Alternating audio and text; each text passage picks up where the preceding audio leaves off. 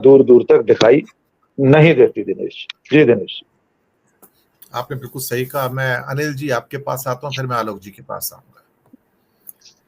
अनिल जी, चंद्रयान जाता है तो हम पूजा हवन करना शुरू करते हैं, पूरे हिंदुस्तान में पूजा हवन हो रहे हैं।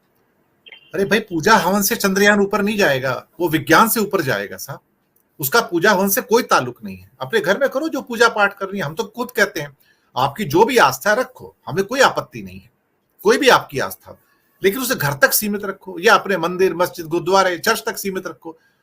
उसको हवन हो रहे हैं साहब कि चंद्रयान सफल हो जाए। भाई, सफल होने के लिए वैसे भी कामना की जा सकती है बिना हवन के भी। हम लोग राफेल पे जाके नींबू मिर्ची चढ़ाते हैं सर, लोग हम पर हंसते हैं। मैं आपको बताऊं, पीपल आर लाफिंग एट अस।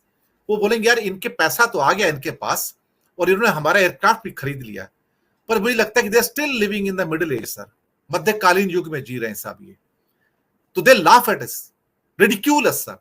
लेकिन उनको मार्केट मिलती है तो दबी जबान में वो हंसी आती है उनको, और मुझे लगता है चेहरा फेर लेते होंगे कि देखो, अपने आप को कहते तो पढ़े लिखे हैं, प्राचीन सभ्यता है, और फिर हर चीज को हमारे यहाँ तो क्या दास्ता का प्रतीक बताया जाता है ना। हर वो चीज जो बाहर से ये दास्ता का प्रतीक है।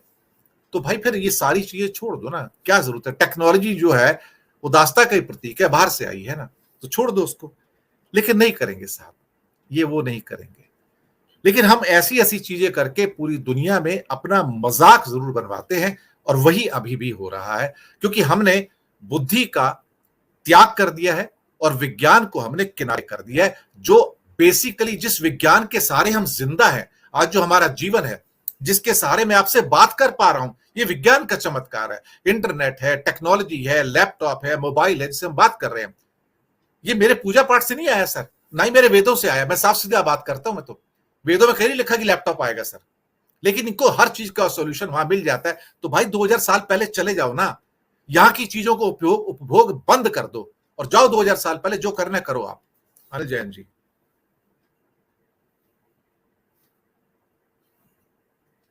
अनम्यूट कर लीजिए। हाँ, सॉरी। धर्म के मामले में मेरा बहुत ज़्यादा तो ज्ञान है नहीं, जो थोड़ा व्यवहारिक ज्ञान है वही है।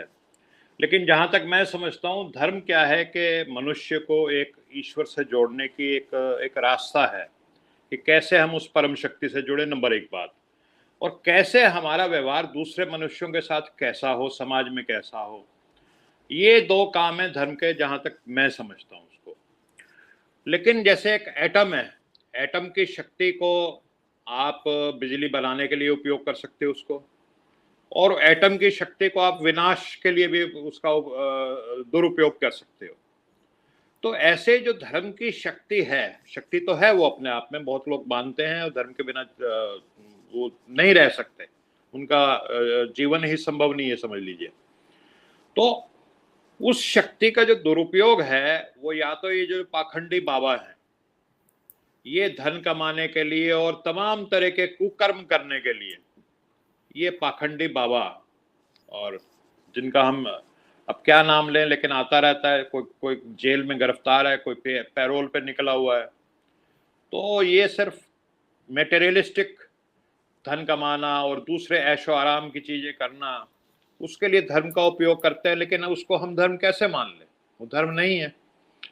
और कुछ लोग जो बहुत ही शातिर हैं, वो धर्म का उपयोग जो है अपनी राजनीतिक सत्ता बनाने के लिए करते हैं। तो जो, और ये पुराने जमाने में मध्यकालीन युग में होता था, जो जो प्रीस्ट होता था, जो हेड प्रीस्ट होता था, वो कह देता था कि राजा जो है ये तो ईश्वर का प्रतिनिधि है धरती पे, और लोबा फिर राजा की बातें जो है ना, उसको राज करना, उसको अपना सत्ता में भोगना आसान हो जाता था। सब लोग उसको, कोई उसका विरोध नहीं करता था, भी ये तो ईश्वर का प्रतिनिधि, अब क्या विरोध किया जाए इसका।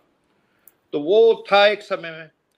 आज भी बहुत लोग जो हैं वो धर्म का उपयोग करते हैं अपनी सत्ता, अपने जो भी मटेरियलिस्टिक गेन है उसको करने के लिए। और हमारे देश में भी एक बहुत महान नेता इस समय हैं, उनको बताया जाता है, कई कई लोग कह देते हैं कि ये विष्णु का अवतार है जी, मतलब प्रतिनिधि भी छोड़ दीजिए, सीधा ही अवतार बता दिया जाता है। और कई लोग इस चीज को मान भी लेते हैं। हर तरह के लोग तो है नहीं कि आपकी तरह साइंटिफिक टेम्पर के हों।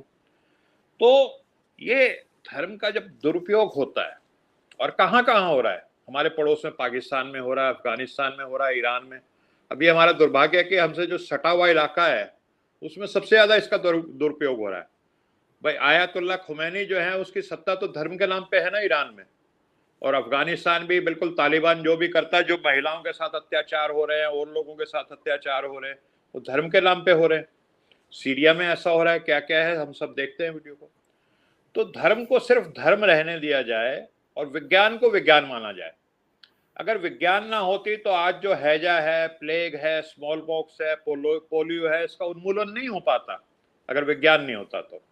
और हमारे देश का जो डंका बज रहा है ना, जिसका बार बार हमारे जो विष्णु जी का अवतार है वो कहते हैं कि विश्व गुरु बन गया, पूरे दुनिया में डंका बज रहा है। वो डंका इसलिए नहीं बन रहा कि हमारे यहाँ बापू आसाराम जी हैं या कौन से अपने एक वो राम रहीम जी हैं।